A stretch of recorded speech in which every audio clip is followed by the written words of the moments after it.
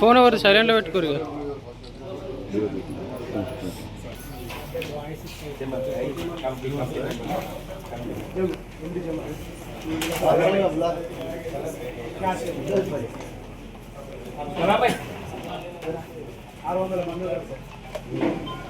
జగిత్యాల జిల్లా real estate మరియు construction contractors association welfare association వారందరూ కూడా ముందస్తు నూతన సంవత్సర శుభాకాంక్షలు.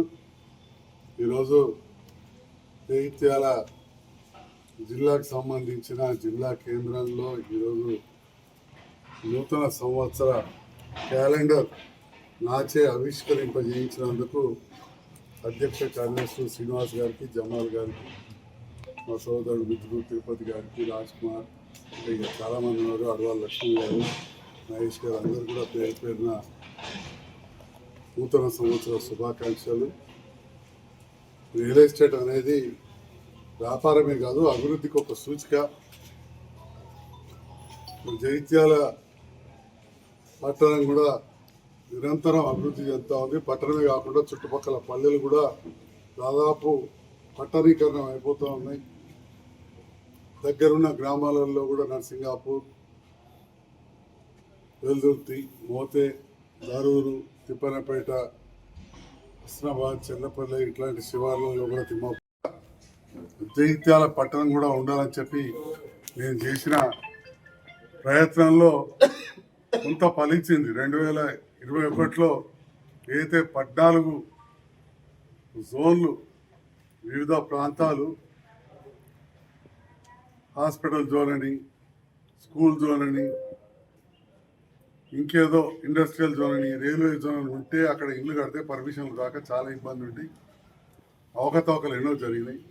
నంబర్లు అవన్నీ చేయడంతో దాదాపు 14 ప్రాంతాల్లో రెగ్యులర్ జరిగింది. ఆ తర్వాత ప్రయత్నంగా మాస్టర్ ప్లాన్ కూడా తీసుకురావడానికి ప్రయత్నం చేసినాం.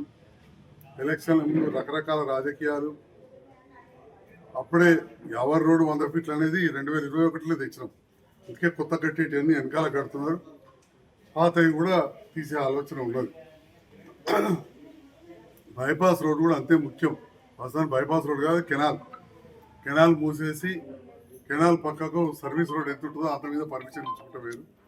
కానీ ఇప్పుడు మొత్తం వ్యాపార కేంద్రాలు అటే అయితే దాన్ని కమర్షియల్ చేస్తూ 100 ఫీట్లుగా తీర్మానం చేసి అట్లా ఎన్నో చుట్టుపక్కల ప్రాంతాలను కూడా మాస్టర్ ప్లాన్లో తీసుకొస్తే రైతుల భూములు గుంజుకపోతున్నాయని చెప్పి బదనాం చేసి మొత్తం డ్రాఫ్ట్ మాస్టర్ ప్లాన్ దాన్ని సవరించుకునే అవకాశం ఉన్నది. అంటే ఒకటి ఆబ్జెక్షన్ చేసే వాళ్ళు ప్రజల లోపల ఉద్యమం తీసుకొచ్చి ఎలక్షన్ల ముందు క్యాన్సిల్ చేసే పరిస్థితి తీసుకొచ్చింది. 2 సంవత్సరాలు అయింది, ప్రభుత్వం మారింది. నేను కొత్త ప్రభుత్వంతో కలిసి పనిచేయడం, అడ్జస్ట్ అవడంతో కొద్దిగా టైం పడుతూ ఉంది. మీ అందరి సహకారంతో, ప్రజల సహకారంతో, గౌరవ ముఖ్యమంత్రి, మున్సిపల్ శాఖ మంత్రి కాబట్టి సహకారంతో తప్పకుండా పట్టణాన్ని అభివృద్ధి చేసుకోవాలి. ఇవాళ ఆ కెనాల్ మూసేసిన దగ్గర గొల్లపల్లి రోడ్ దగ్గర బిల్డింగ్లు అన్నీ కూడా సెంటర్కి వెళ్ళి 30 లక్షలు. అంటే పెద్ద పెద్ద లారీలు తిరిగాక ఎంత ఇబ్బంది అవుతుందో ఆలోచన చేయాల్సిన అవసరం ఉంది.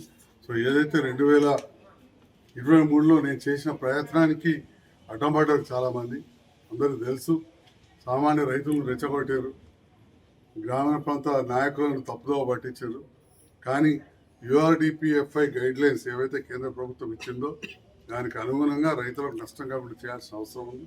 దాంట్లో భాగంగా ఇటు అధికారులు కావచ్చు, ప్రజాప్రతినిధులు, మన రియల్ ఎస్టేట్ వ్యాపారస్తులు, బిల్డర్స్, మీరే కాకుండా కొండ తర్వాత కట్టుకునే ఇంటి యజమానులు కూడా సహకరించాల్సిన అవసరం ఉందని చెప్పి కూడా ఈ సందర్భంగా తెలియజేస్తూ అందరికీ మరొకసారి 2026 నూతన సంవత్సర శుభాకాంక్షలు. ముక్కోటి ఏకాదశి శుభాకాంక్షలు.